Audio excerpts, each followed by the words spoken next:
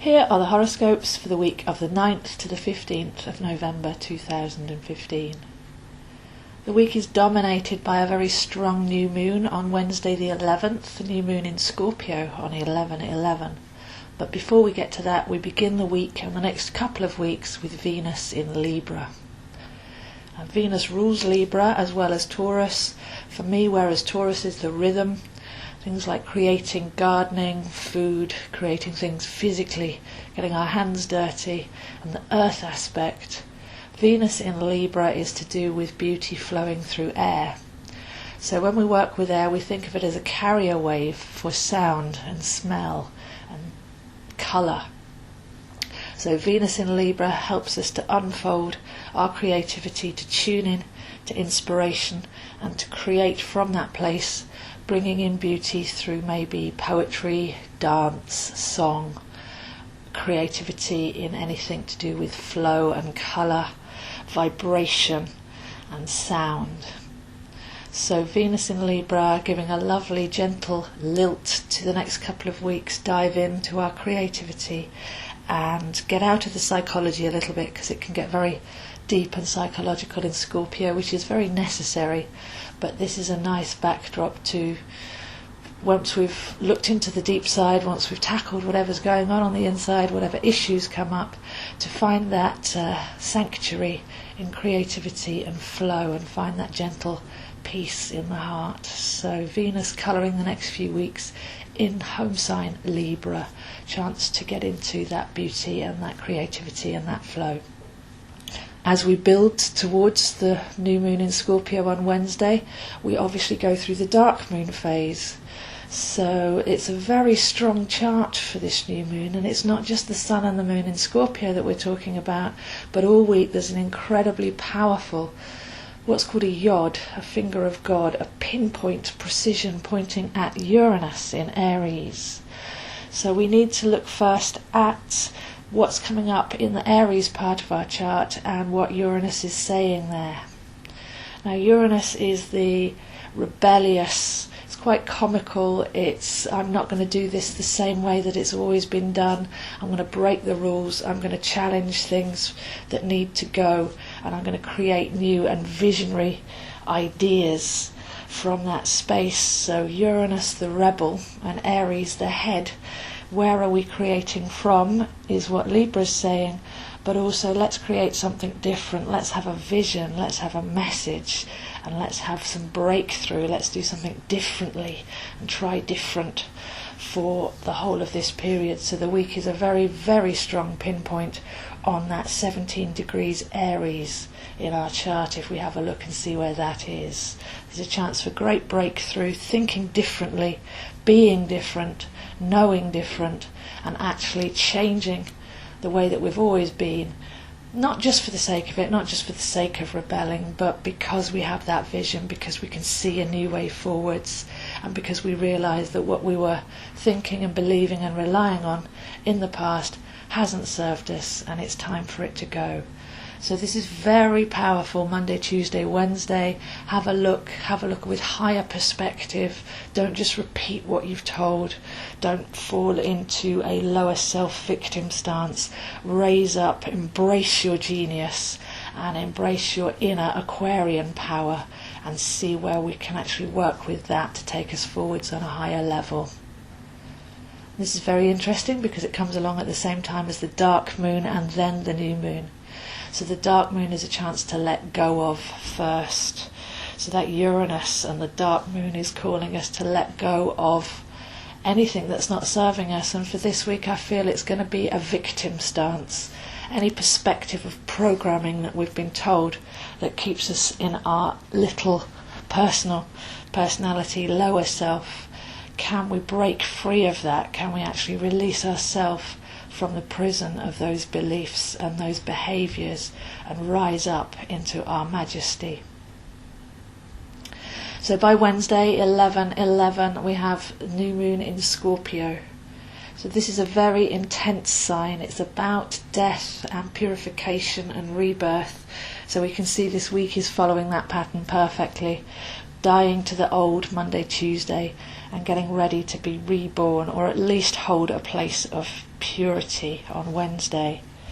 So very psychological, very piercing, very gentle with ourselves. We can go in and explore our psychology, anything that's repressed, anything that's in the subconscious.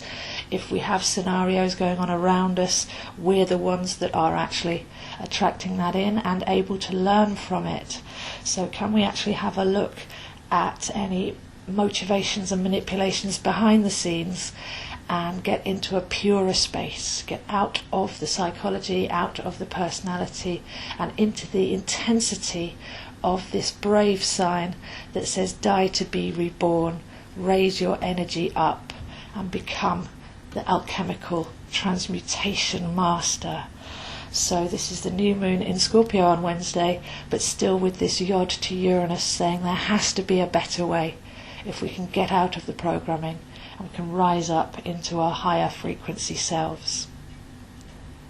I'm hearing reports of lots of people manifesting their fears at the moment, things coming up that are very fearful for them, and this is a fear that's deeply rooted in the subconscious realms. So to go in and tackle the root of that fear, where did we first have it, where have we been running away from it, where have we been hiding, and to actually go in and embrace and to cleanse and to heal that original fear, which may not even be true. It can be a program that we've picked up. If you don't do this, then bad things will happen, that kind of thing. And to go back and to say, well, is that still relevant to the world with the knowledge that we have now, where we know that we are masters of manifestation? Can we get rid of that root fear and say, I'm not doing that from that perspective anymore.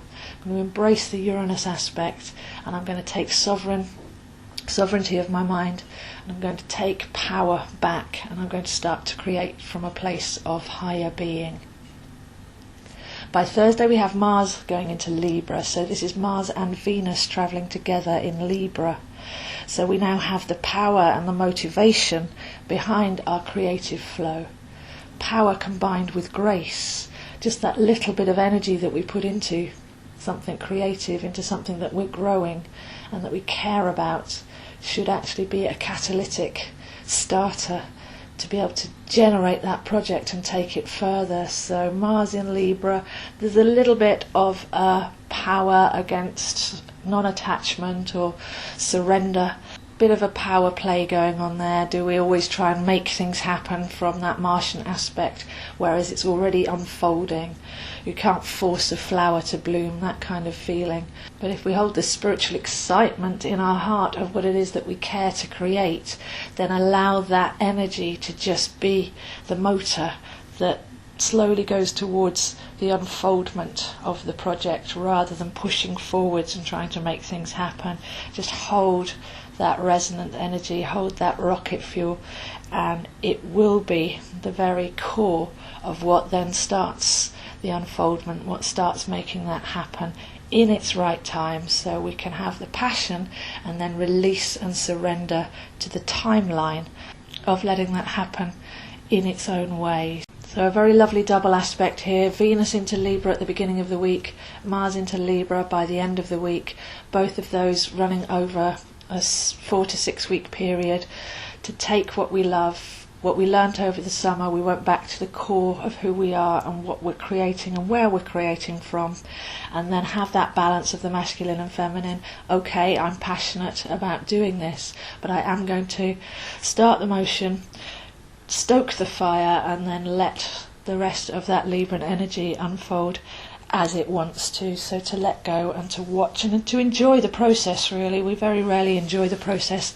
when we're always racing to the finish line. As an example, when we're dancing, we don't focus on the end of the dance. Everything will be perfect when I've finished dancing, when I've completed this dance. We're actually in the flow, we're enjoying every movement as it comes along and every inspiration which creates the movement, and we're letting that happen in its own time, and we're not racing towards everything will be perfect when it's done.